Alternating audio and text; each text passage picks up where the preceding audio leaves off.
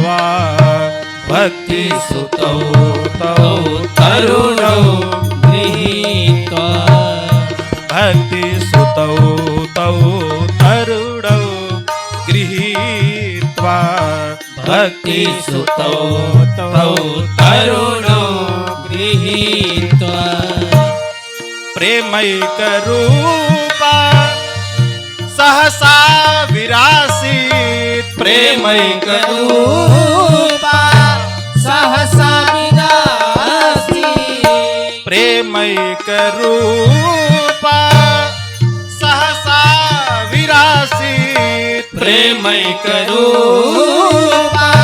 सहसा विरासीत् श्री कृष्ण गोविंद हरे मुरारे श्री कृष्ण गोविंद हरे मुरारे हे नाथेति नामानि मुहुर्वदन्ति नाथेति नामानि मुहुर्वदन्ति हे भक्ति सुतौ तौ तरुणौ गृहीत्वा भक्ति सुतौ तौ तरुणौ गृहीत्वा।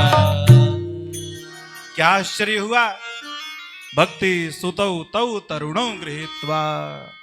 भक्ति मैया के दोनों पुत्र तरुणावस्था को प्राप्त कर गए।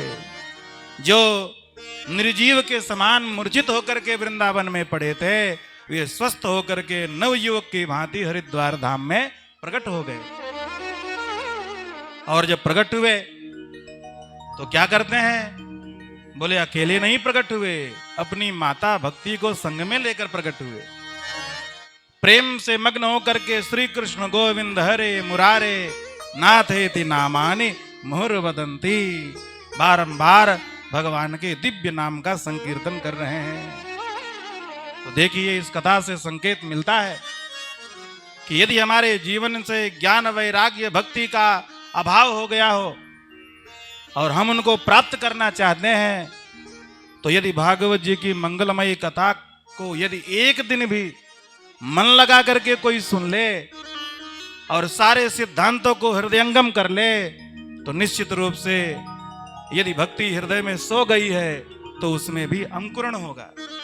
यदि ज्ञान वैराग्य समाप्त हो गए हैं तो धीरे धीरे वे भी भगवान की कृपा से पुनर्जीवित हो जाएंगे। इसीलिए भागवत जी को भगवत रूपम माना गया है और बड़े बड़े भक्त भागवत जी से यही प्रार्थना करते हैं, आसरा इस जहां का मिले न मिले। हम सभी लोग भागवत जी से और श्री ठाकुर जी से यही प्रार्थना करें, आसरा इस जहां का मिले न मिले, मुझको तेरा सहारा